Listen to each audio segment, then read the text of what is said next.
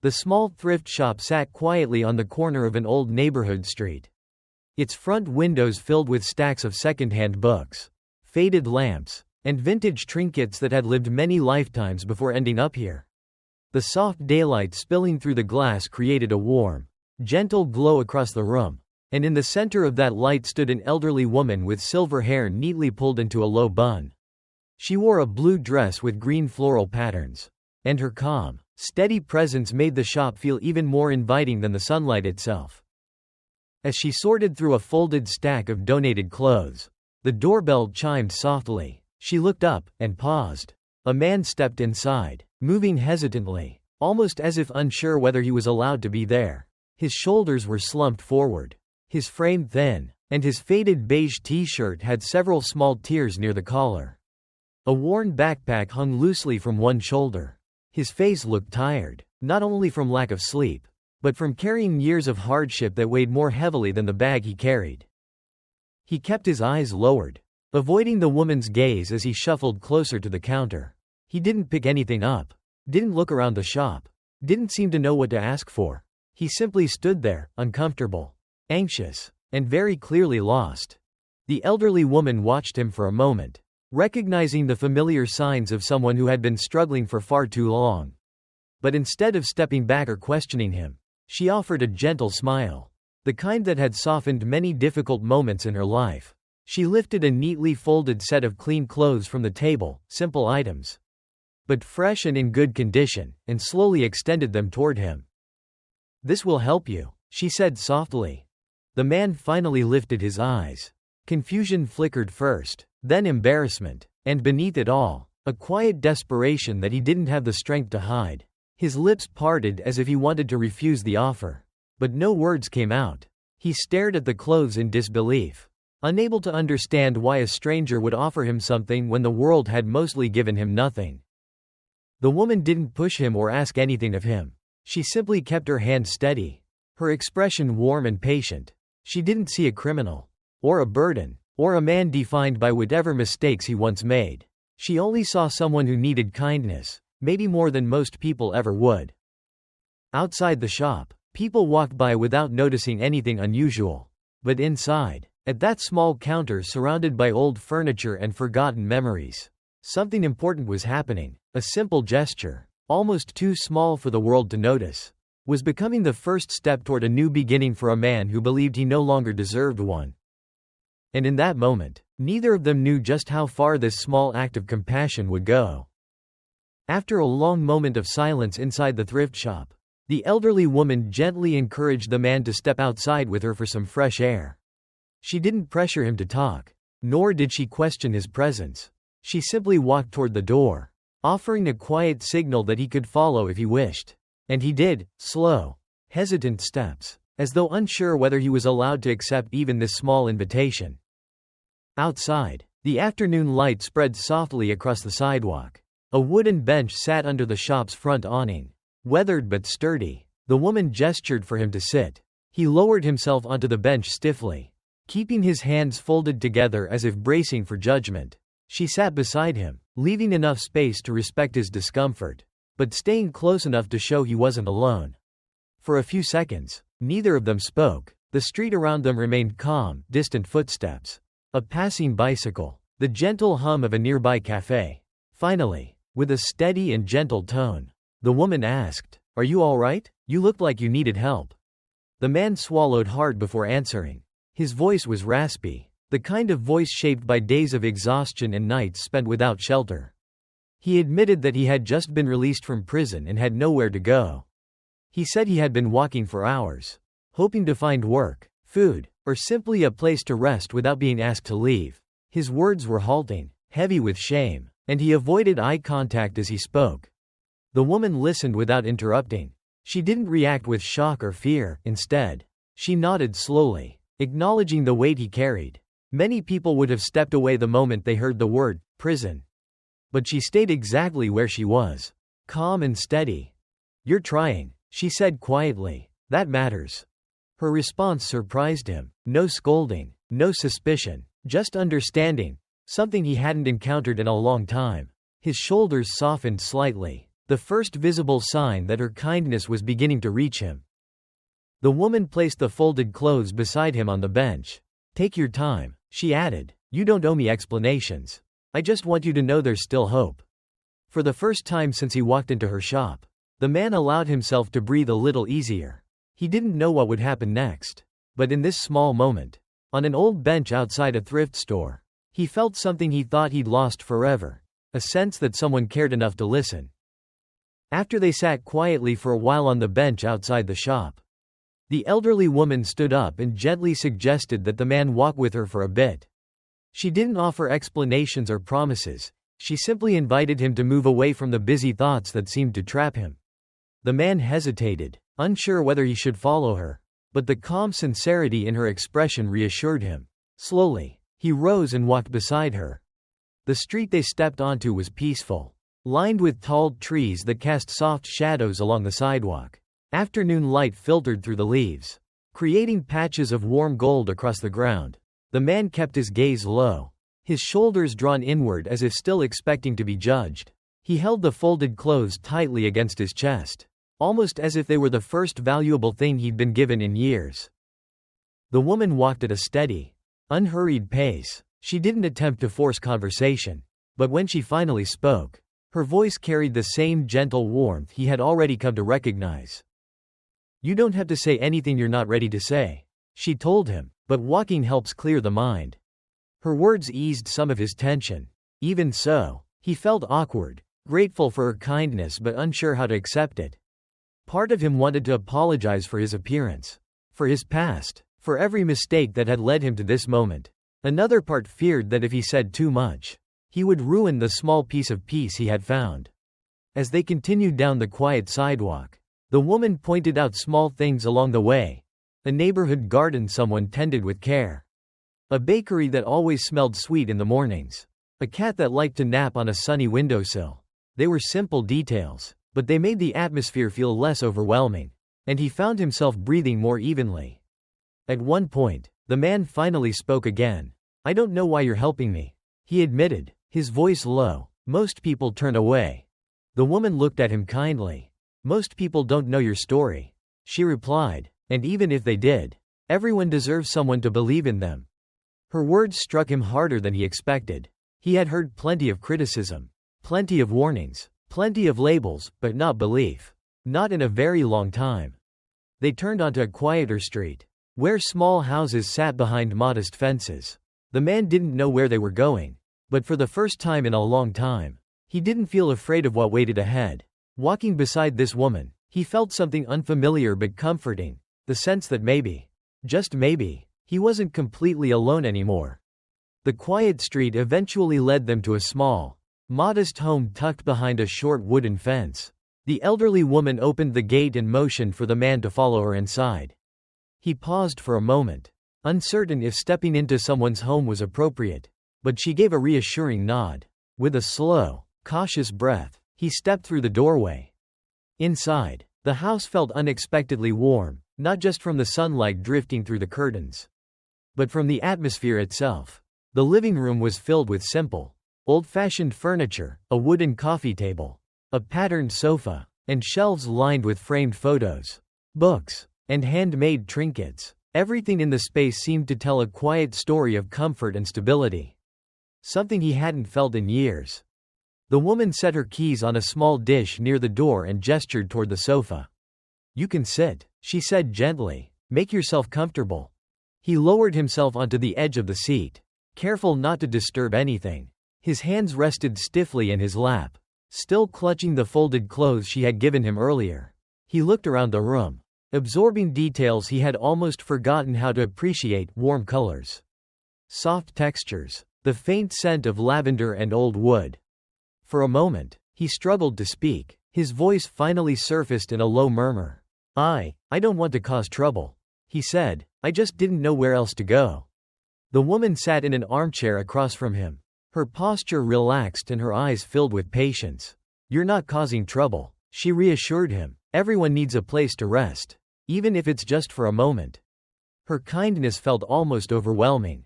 He had grown used to closed doors, suspicious stares, and silent warnings to stay away. Yet here, In this quiet living room, he felt no judgment, only genuine concern. As he continued to look around, he noticed how tidy and peaceful the home was, as though it had been cared for with love over many years. It reminded him of a life he once dreamed of but never had the chance to build. The woman stood and moved toward the small kitchen. "I'll make us some tea," she said. "You look like you haven't had a warm drink in a while." He didn't argue. He didn't know how to. Instead, he let out a slow breath he didn't realize he had been holding. Sitting there in her living room, he felt something shift inside him, a small, unfamiliar sense of safety. It wasn't much, but it was more than he'd had in a very long time. From the living room, the man could hear the gentle sounds of the elderly woman moving around her small kitchen. Pots clinked softly, water poured into a kettle, and the faint aroma of something warm and familiar began to drift into the air. He remained seated on the edge of the sofa, hands folded tightly, unsure if he should stay where he was or offer to help. Before he could decide, the woman peeked her head around the corner. "Come here," she said kindly. "You should eat something." He rose slowly and followed her into the kitchen. The space was modest but full of character: wooden cabinets, patterned curtains, and a table with 2 chairs facing a small window. Sunlight filtered through the fabric, casting a gentle glow over the room. On the table, she had already placed a bowl of warm soup, a small plate of bread, and a cup of hot tea. "You look like you haven't had a proper meal in days," she said, pulling out a chair for him. The man hesitated before sitting. The smell of the food made his stomach twist. Not from discomfort but from a sudden reminder of how long he had gone without anything warm. He picked up the spoon slowly, still unsure if he deserved this simple act of care. Finally, he took a small sip of the soup. The taste hit him harder than he expected. It wasn't fancy, just broth, vegetables, and a hint of herbs, but it felt comforting in a way he hadn't felt in years. His eyes lowered, focusing on the bowl as though he needed something to anchor himself. He ate quietly, almost cautiously, afraid that eating too fast would make the moment disappear. The woman sat across from him with her own cup of tea. She didn't rush him or fill the silence. She simply watched with a gentle expression, giving him space to take this in. After a few moments, she spoke softly. "Everyone needs strength," she said. "Food helps, rest helps. Starting over, that takes both." He paused, setting the spoon down. A mixture of gratitude and disbelief crossed his face. "I don't know why you're doing this," he admitted. "Most days, people don't even look at me." She shook her head lightly. "People forget how much difference a little kindness can make." Then she added, "You're trying. That's enough reason." The man lowered his gaze again, but this time the weight on his shoulders felt slightly lighter. Each bite of the warm meal settled something inside him, a quiet reminder that even after everything, he was still human, still deserving of care. As he finished the last spoonful, he let out a slow, steady breath. For the first time in a long while, he felt not just full, but seen. After finishing the meal, the man quietly offered to help clean the dishes. But the elderly woman shook her head gently. "You've done enough for now," she said. "Come with me, I want to show you something." She led him through a narrow hallway toward the back door. When she opened it, the sunlight spilled across a small backyard garden. It wasn't large, but it was filled with life: pots of herbs, a few rows of vegetables, and a patch of soil that looked recently turned. A light breeze rustled the leaves, creating a peaceful atmosphere that contrasted sharply with the chaos the man had been surviving before he met her. He stepped outside cautiously, unsure what she expected from him. The woman handed him a pair of old gardening gloves and pointed toward a small area where weeds had started to grow between the rows. "These need a bit of attention," she said. "Nothing heavy, just simple work. It helps clear the mind." The man looked down at the gloves in his hands. It had been a long time since anyone trusted him with anything, not even tools. Not even small tasks. He slipped the gloves on slowly, almost reverently, as if afraid he might ruin them. Then he knelt beside the soil and began pulling the weeds carefully, one by one. At first, he moved stiffly, unsure whether he was doing it correctly. But the woman stayed nearby, giving quiet guidance whenever needed. "That one's ready to come out, yes. Just like that." Her voice was encouraging, never impatient. As the minutes passed, He found himself easing into the rhythm of the work. The soil felt warm beneath his hands, and the repetitive motion helped settle the anxious thoughts that had been circling in his mind all day. For the first time in a long while, he was doing something purposeful, something that made him feel useful rather than burdensome. The woman watched from a few steps away, her expression soft with understanding. "You're doing well," she said. "A garden grows better when someone cares for it. People aren't so different." Her words lingered with him more deeply than she might have realized. He paused, looking at the patch of soil now noticeably cleaner than before. There was a quiet pride in his eyes. Not loud or exaggerated, but honest. "I can do more," he said softly. "Just tell me what you need." She smiled, shaking her head lightly. "One step at a time. Today is enough." He nodded, feeling a sense of peace he hadn't known in years. In that small backyard, with dirt on his gloves, sunlight on his face, and encouragement beside him, he experienced something both simple and profound, the feeling of belonging to a moment worth living. Later in the afternoon, after some quiet time in the garden, the elderly woman suggested taking a short walk to the small park just a few blocks away. "Fresh air helps before the evening sets in," she said. The man nodded and followed her, still feeling the calmness from the work he had done. His steps were steadier than earlier in the day, though he still kept his gaze low, not wanting to draw attention to himself. The park wasn't large, but it was peaceful, trees offering shade, a few benches scattered around, and children's laughter carrying faintly from a nearby playground. The woman found an empty bench and invited him to sit. As they settled in, he took a slow breath, allowing himself to relax a little more. But the moment of quiet didn't last long. A man from across the walkway stopped mid-stride, staring directly at him. The recognition came instantly. It was someone he had known before, someone who remembered him not as the man trying to rebuild his life, but as the ex-convict he used to be. The stranger walked over with a smirk that made the man's stomach tighten. "Well, look who's out," the stranger said, voice dripping with sarcasm. "Didn't expect to see you around here again. Didn't think they'd let you back into society this fast." The man stiffened, eyes fixed on the ground. Shame washed over him, and for a moment, he wished he could disappear. He had prepared himself for judgment from strangers, but not from someone who knew his past firsthand. The words hit hard, reopening wounds he had barely begun to heal. Before he could respond, the elderly woman stood up, not aggressively, but firmly, with a quiet strength that couldn't be ignored. "That's enough," she said, her tone steady and composed. "He's trying to move forward. If you can't respect that, then you should keep walking." The stranger raised an eyebrow, scoffing. "You don't know what he's done." "I know what he's doing now," she replied, "and that matters far more." For a moment, the stranger looked taken aback. The confidence in her voice, combined with her unwavering posture, left little room for argument. After a few seconds of silent irritation, he turned away and walked off without another word. The man finally lifted his eyes, disbelief written across his face. "You didn't have to do that," he said quietly. "Yes, I did," she answered as she sat beside him again. "Everyone deserves a chance to become better. No one has the right to hold you down forever." Her words settled deeply within him. He wasn't sure what the future held, but in that moment, sitting on a quiet park bench with someone willing to stand up for him, he felt something he hadn't felt in years: dignity. And that small sense of dignity, he knew, was the beginning of real change. The next morning, the elderly woman invited the man to return to her thrift shop with her. After the difficult moment at the park the previous day, he wasn't sure if he was ready to face more people, but she reassured him gently, saying, "You don't have to be perfect. You just have to try." With that encouragement, he agreed. When they arrived, the shop was still quiet, with only a few beams of morning light filtering through the front windows. The familiar scent of old books and wooden shelves brought a strange sense of comfort.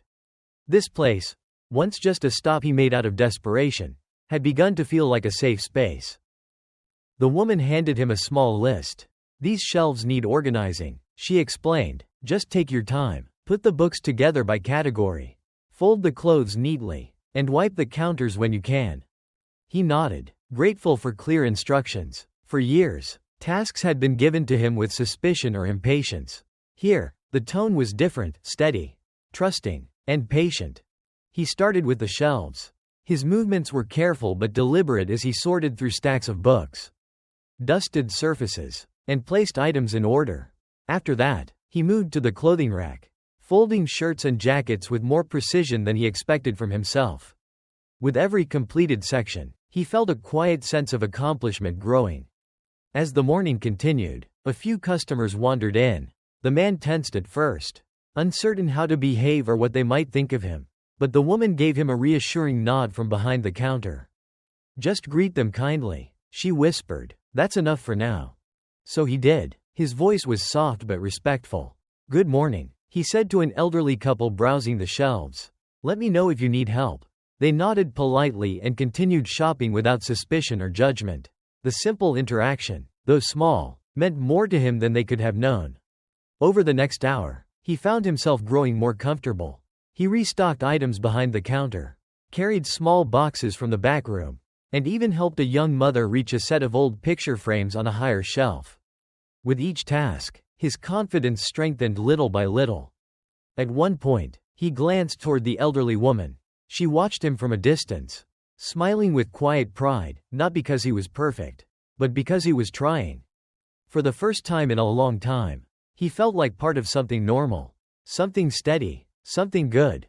And as he continued organizing the shelves, he realized he wasn't just helping in a thrift shop.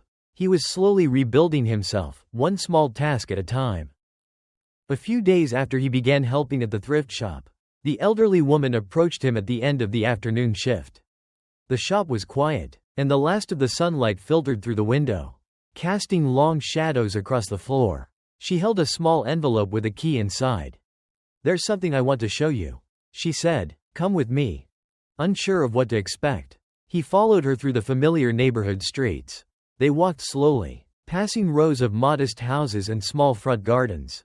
The walk wasn't long, but with each step, a mixture of curiosity and nervousness built inside him. He wondered whether she had found him more work, or whether something was wrong. Yet her calm expression offered reassurance.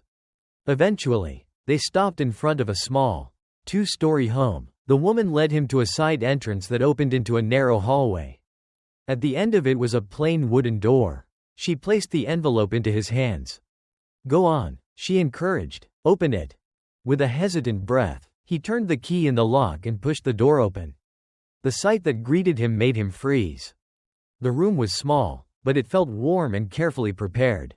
There was a neatly made bed, a small dresser, clean curtains, and a window that let in soft afternoon light. A folded blanket sat at the foot of the bed, and a simple lamp rested on the nightstand. Everything smelled clean and fresh, nothing fancy, but everything chosen with intention. He stepped inside slowly, almost afraid to touch anything. This is for me?" he asked, his voice barely audible. The woman nodded. "It's yours to stay in. The rent is very low, just enough to cover utilities. You've been trying hard. You deserve a safe place to rest." He stared at the room, overwhelmed. For so long, he had slept wherever he could, shelters, benches, abandoned corners of the city.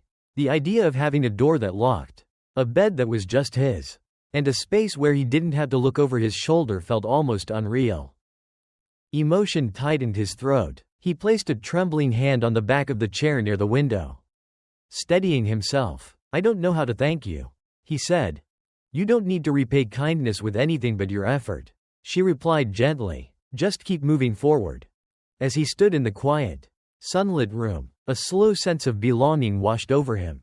For the first time in years, he wasn't just surviving, he had a place where he could breathe, rest, and begin again. And he realized that this small room wasn't just a space to live in.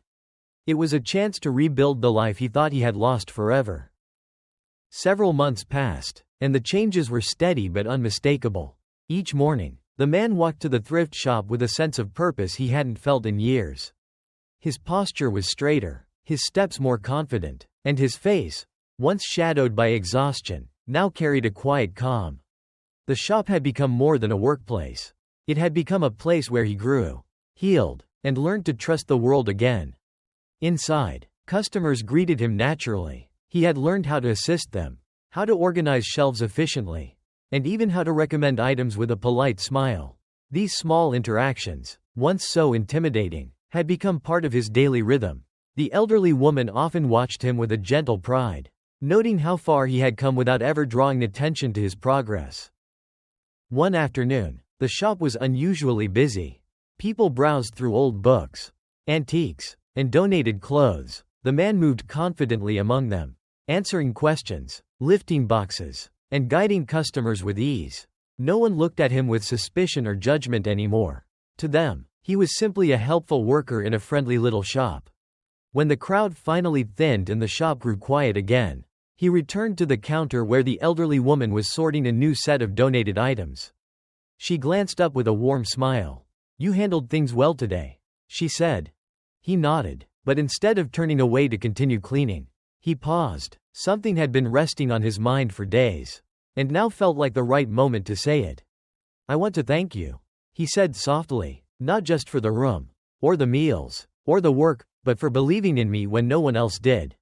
You saw a person when everyone else saw a mistake." The woman set down the item in her hands and looked at him with sincere warmth. "I didn't give you anything you didn't earn," she replied. "You chose to try again. You chose to show up every day. And that is what changes a life." Her words settled deeply within him. They weren't dramatic or grand, but they held a truth he had never allowed himself to believe, that he was capable of more than his past. He glanced around the shop, its familiar shelves, its worn wooden counters, its inviting warmth, and realized something profound. This place had given him stability, dignity, and hope, and the woman who stood across from him had given him the courage to take every step forward. "I won't forget this," he said. "You don't need to," she answered gently. "Just keep becoming the person you're meant to be." As the late afternoon light filtered through the shop windows, the man felt a quiet certainty settle into his heart. His life wasn't perfect, and the road ahead wouldn't always be easy. But for the first time in years, he wasn't afraid of tomorrow. He had begun again, and this time, he wasn't alone.